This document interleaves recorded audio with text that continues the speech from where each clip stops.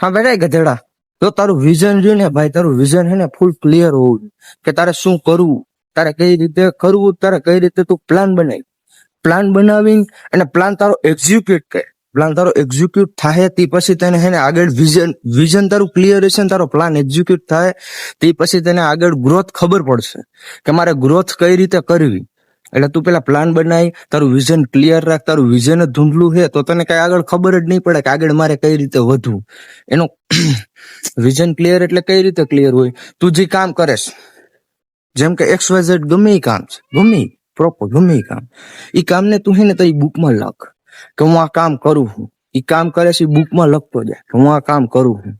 એ કામ કરી એની માંથી તારું વિઝન ક્લિયર થાય, તને તારા વિઝન આગળ મળી જાય કે કેવી રીતે થવું.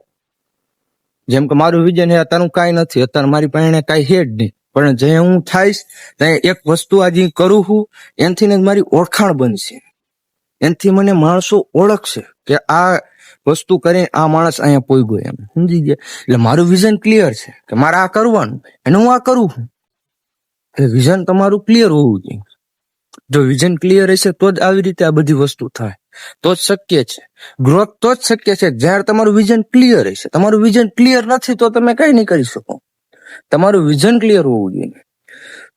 અને સેકન્ડમાં શું છે કે તમે જર્નલિસ્ટ બનાવો. તમે જર્નલિસ્ટ કરશો અને જર્નલિસ્ટ બનાવશો તો તમને એને ખબર પડશે કે આખા દીમાં તમે શું કર્યું. તમે 8 થી 6 નું જર્નલિસ્ટ બનાવો, 12 કલાક 14 કલાકનું જર્નલિસ્ટ બનાવશો તો તમને ખબર પડી જશે કે તમે ડે માં શું કર્યું. અને ડે બાય ડે તમારી ગ્રોથ થાય એટલે તમારા જર્નલિસ્ટ હશે એની માથે તમે એને ખબર પડી જાય કે તમે શું કરો છો. અને જર્નલિસ્ટ માથે જ તમને તમારું વિઝન મળશે. હવે જર્નલિસ્ટ કેમ બનાવવા એ હું તમને આગળ કહીશ. આગળના વિડીયોમાં જર્નલિસ્ટ નું આવશે તો તે જો તમે સબસ્ક્રાઇબ કરશો તો તમને ખબર પડશે. તમે કારણ કે ડેલી વિડીયો તો તમે જોઈ શકશો, નકર તમે જોઈ નહીં શકો. એટલે મેન વસ્તુ શું છે ઈ જર્નલિસ્ટ થઈ ગયા, એ બધી એવી નાના મોટી વસ્તુથી ને તમને એને આગળ તમારું વિઝન ખબર પડી શકે. એટલે વિઝન તમારું ક્લિયર રાખો, ક્લિયર કટ વિઝન હોવું જોઈએ. હાલો ભાઈ, હવે હું તમને એને વર્કઆઉટ બતાવી દઉં. આજનો વર્કઆઉટ આપણે કરી નહીં, રેડી? હાલો, તો હવે આપણે કરશું વર્કઆઉટ. વર્કઆઉટ કેવી રીતે કરીએ આપણે ખબર જ છે, બરોબર? ચાલો.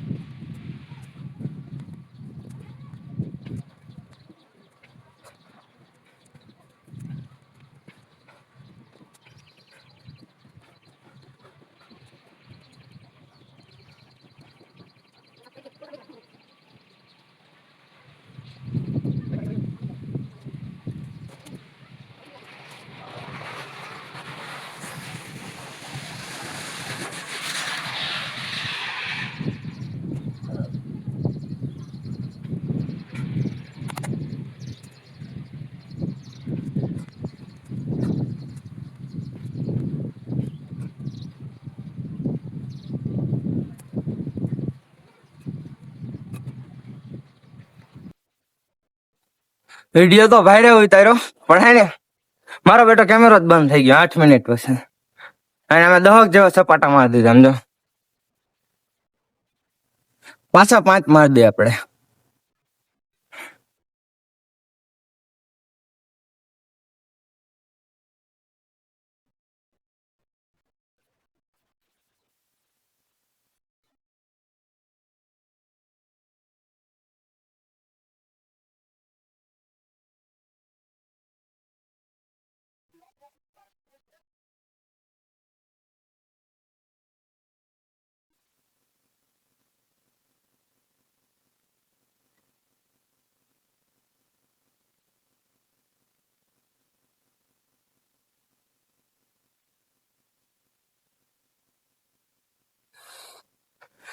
હવે હે ને આપણે બપોર પછી જાય ને વર્કઆઉટમાં સાંજે તો આપણે હે ને કરશું. અત્યારે પૂરું થઈ ગયું ઘી ખતમ. હાલો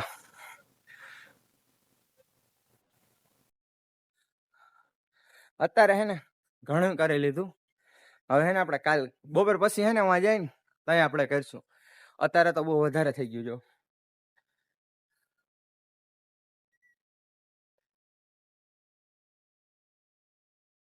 તો જો ભાઈ તું આ વાત સાંભળે તો વાત તારા માટે જ છે કે તું વિડીયો બનાવવામાં શરમાશ તો તારે શરમાવાનું નથી. મેન તારા વિડીયો ઉપર ફોકસ કરવાનું છે. મેન તારા કન્ટેન્ટ ઉપર ફોકસ કરવાનું હોય. તું જયારે તારા કન્ટેન્ટ ઉપર તું ફોકસ કરીશ ત્યારે તને આખી એક આમ વ્યૂ દેખાય અને તું તારે શરમાવાનું નહીં. તું તારી આંખની અંદર આમ બ્લાઇન્ડર લગાવ લે કે તું આજુબાજુ વાળાને જોજમાં કે આજુબાજુ વાળા શું વિચારે છે. મેં આવો વિચાર કર્યો હોત તો મને આ મારી બોલવાની ક્ષમતા, આ મારી એડિટની સ્કિલ, આ મારી પાસે જે આ ફોન છે એ મારી પાસે ન હોત. કારણ કે જો હું એવું વિચારે તો, કારણ કે મારે આગળ વધવું છે તો એ મારે જોવાનું છે મારે કઈ રીતે આગળ વધવાનું છે. એટલે વિચારવાનું મૂકી દો, તમે આગળ કામ કરો.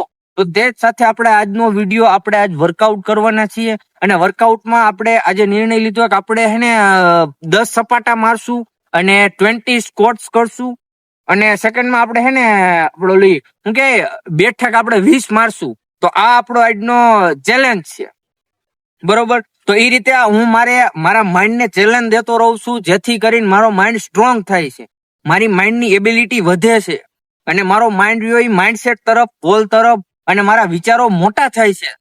તો તે માટે હવે આપણે વર્કઆઉટ ચાલુ કરશું, બરોબર. હાલો તો મિત્રો હવે આપણે કરશું વર્કઆઉટ. જેમાં કે વર્કઆઉટમાં આપણે કરવાનું છે હાથની અને લેગ્સની બેની આપણે ફ્રી કરશું. ફ્રી કરવા માટે આપણે ફ્રી વર્કઆઉટ કેસે કરશું. સોરી બોલવું પડે આપણે ચાલુ કરી તો સૌથી પહેલા વર્કઆઉટ ચાલુ આપણે પહેલા હેન્ડ કરશું.